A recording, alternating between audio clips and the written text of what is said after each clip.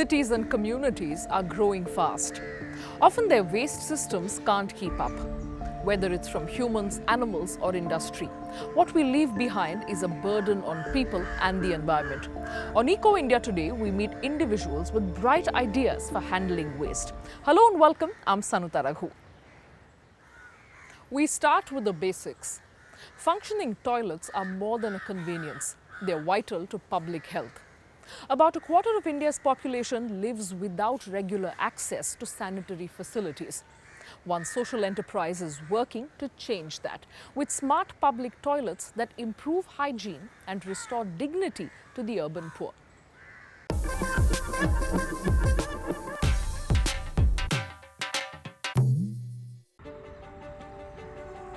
Filthy and vandalized.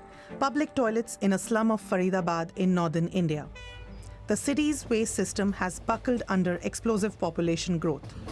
Colony resident Manoj Kumar says there are lots of toilets here, but many more are needed. There's no sewage line in the colony, so people dig holes and create toilets at home. But the people who can't afford that go outdoors to defecate.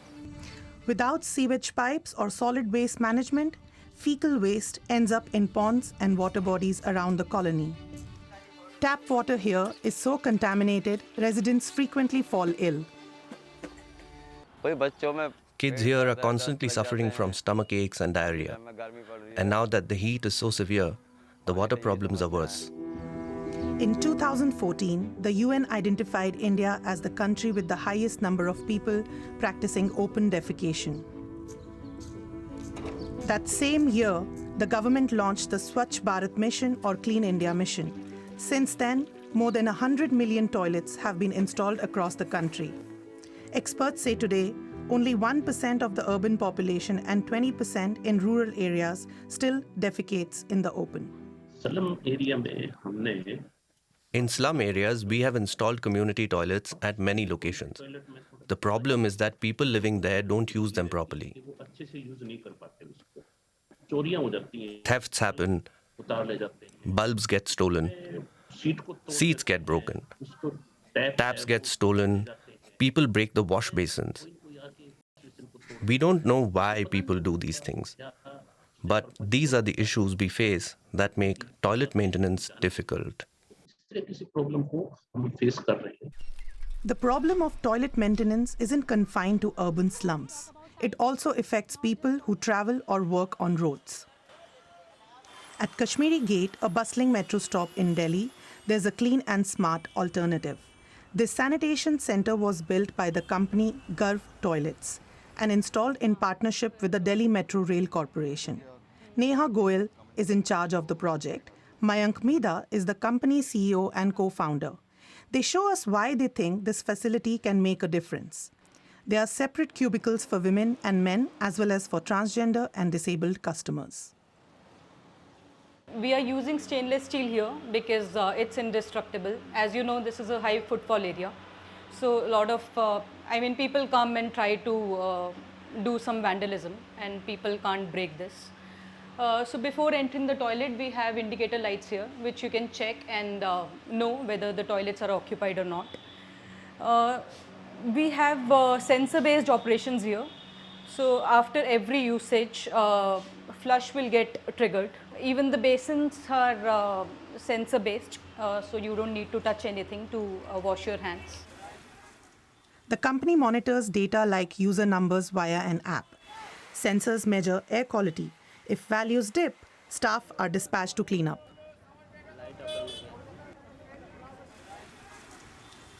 About 800 people use this facility every day. One visit costs 5 rupees, about half a euro cent.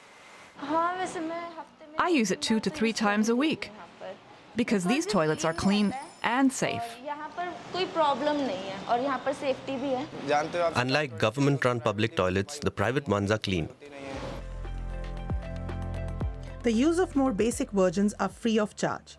They are financed by central or local government bodies or companies with social responsibility programs. Garv says these toilets serve some 60,000 slum residents across India. They're equipped with wash basins, ventilation, and also rely on sensor technology to flush automatically. we were not really depending on a user to either flush the toilet and even the cleaning staff to come in and clean the toilets. So the toilet was managing all by itself. So it's self-cleaning and self-flushing. In Ballabgarh, near Faridabad, 50-year-old Satyavati spends her days selling flowers on the pavement from morning to night. Finding a clean, usable public toilet, she tells us, has always been a challenge. Up until now, she's had no choice but to walk half a kilometer to get to one. Today, she's using a smart toilet for the first time, recently installed a stone's throw from where she works. Now there are no issues like there were before. No stench, they're clean, and there's water too. Of course, I'm happy now that I can use these toilets. The fecal sludge is treated on-site in digester tanks and turned into liquid fertilizer. And in areas where grid connectivity is scarce, the toilets are solar-powered. The company says it's installed more than 2,100 of its toilets nationwide, catering to 230,000 people from low-income communities. People like flower seller Satyavati. It's a service that's made her long workday a little easier. Well, human excrement is not something generally viewed as useful. But in Mexico, it's being employed as an effective organic fertilizer since ancient times. We visited farms that are composting it to grow veritable gardens of Eden.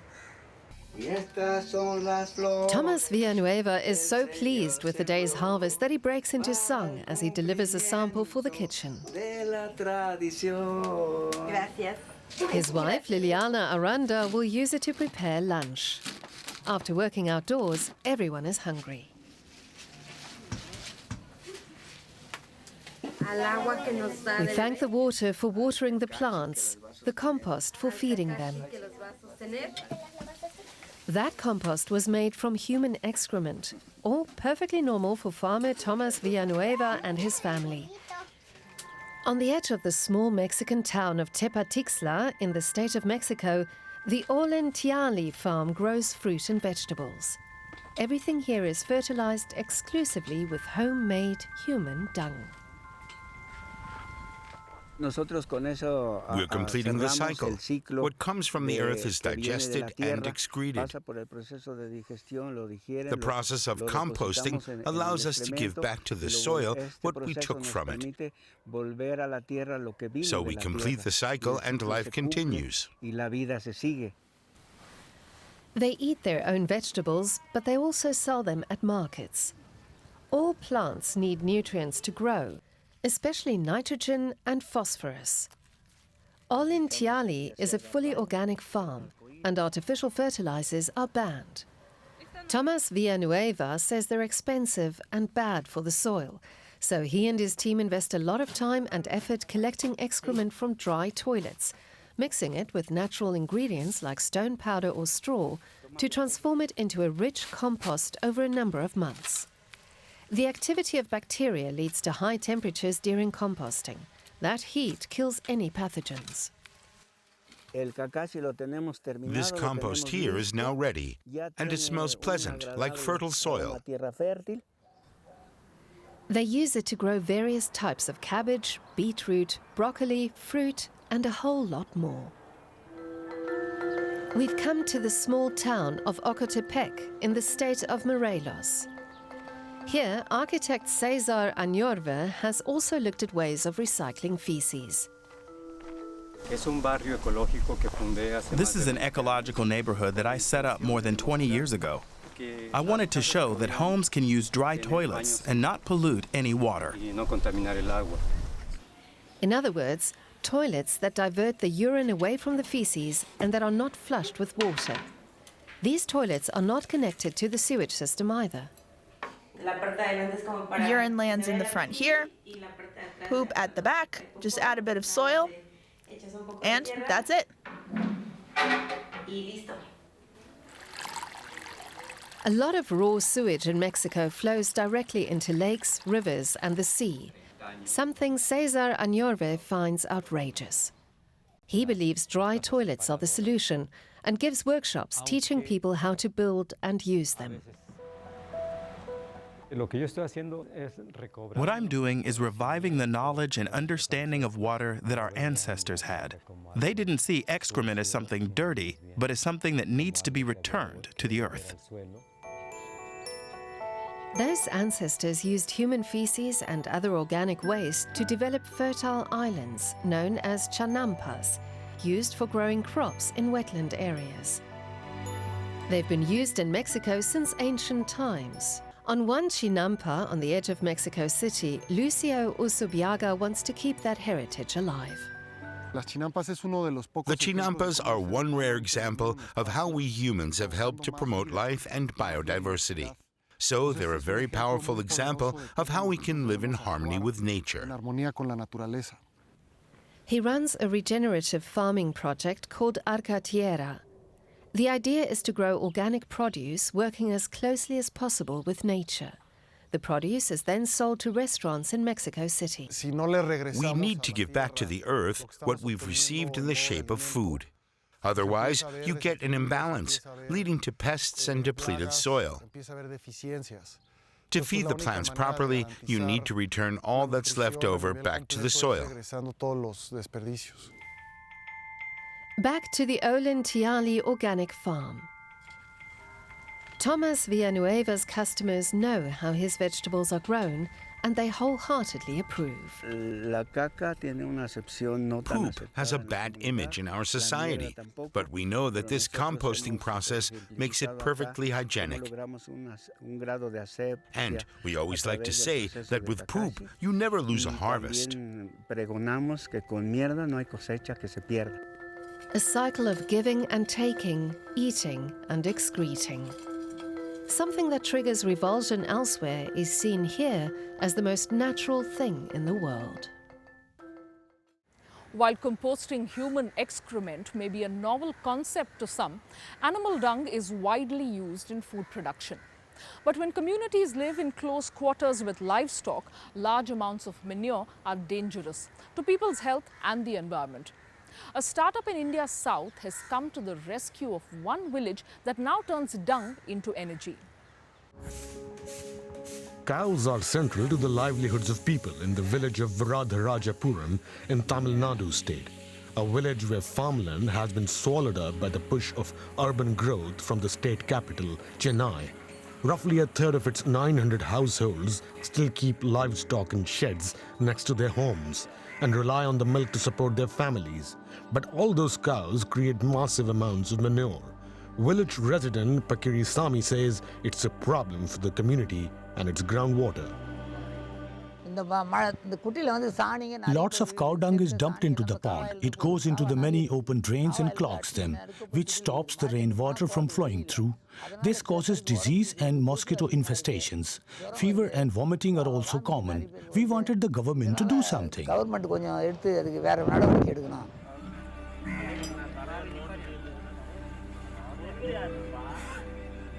The authorities turned to Karan Agarwal for help. The former banker and his startup Carbon Loops advise industrial plant operators, educational institutions, and authorities on all aspects of waste management. They approached us and we had given them a presentation on how this waste can be used in a very positive way for the electrification of the village. The authorities awarded the startup a contract to build a biogas plant, and the public sector invested the equivalent of almost 700,000 euros in it. The plant now processes between 1 and 1.5 tons of cow manure each day, a huge relief for the dairy farmers. Community leaders say that disposing of the dung is no longer a problem.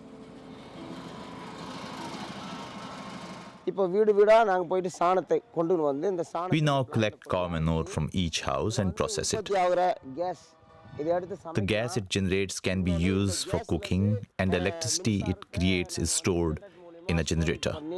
The electricity then powers 100 to 150 street lights each night.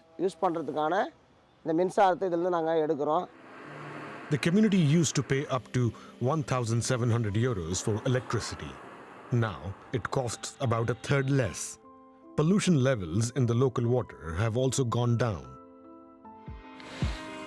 The waste from the biogas plant, in turn, is a top-quality fertilizer with high nitrogen content. Local farmers are more than happy to take it.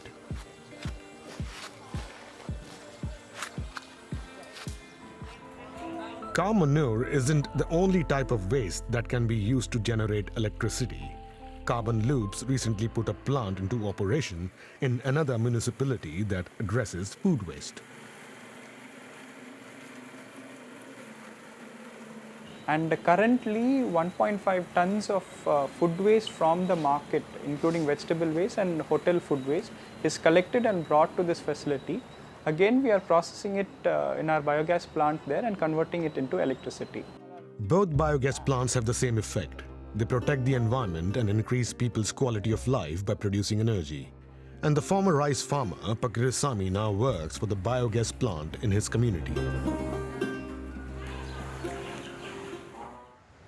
To Thailand now. And the topic isn't manure, it's material. The fashion industry produces it every year, but a lot of it is discarded because it's either unused or damaged. Two Bangkok-based entrepreneurs are working to keep dead stock fabric out of the dump with a website that gives materials a new lease on life. Bags full of fabric that are like new, but surplus. Too little to create a new collection, but too valuable to shred. The storeroom of Tamawan Vilod Chayan's garment factory is jam-packed with them. Overproduction is just part of the business model. Every time that we order the fabric for each particular order, we have to always order an extra percentage, just to be sure that we have enough fabric if the defect happens, or if buyer decide to change some quantity or size, then we have enough to cover the whole quantity. The young entrepreneur can't do much to change that. Still, for years, she looked for ways to solve her surplus fabric problem. Then, 5 years ago, friends introduced her to financial manager Amanpol Huwanan, a man with a mission.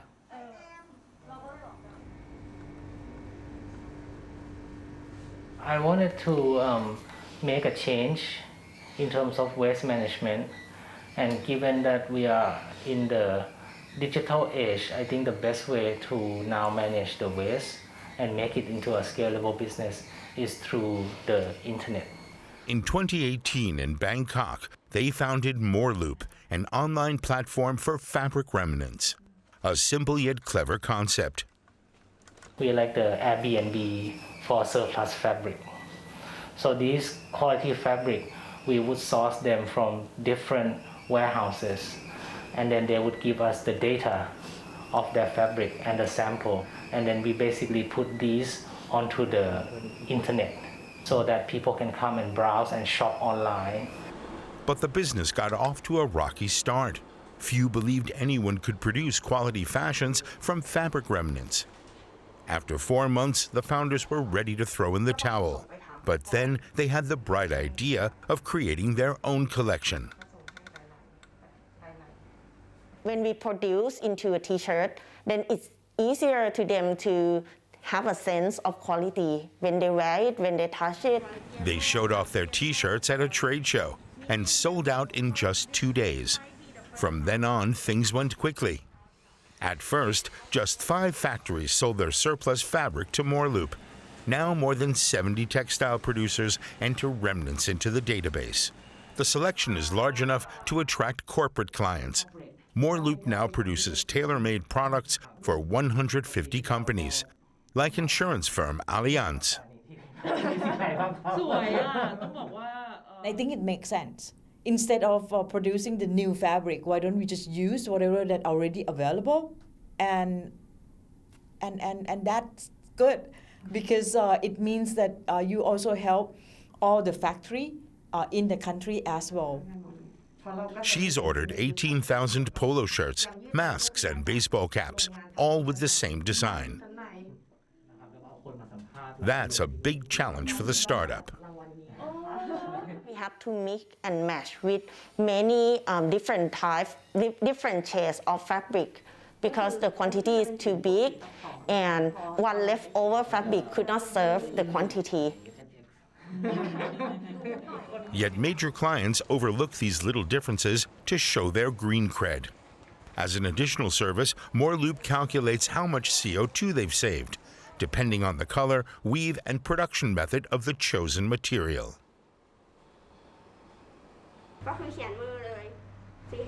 It's not just big companies who make purchases over Moreloop. So does young designer Taiyida Onburanawan. All the bags and clothes the batik artist creates for her label Marian Ziam are one of a kind. She adapts her ideas to the materials, not the other way around.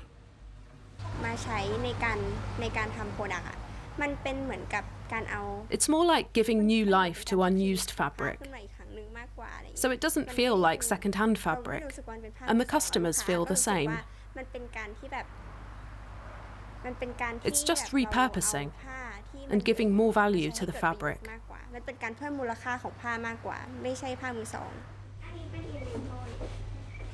It's a win-win situation.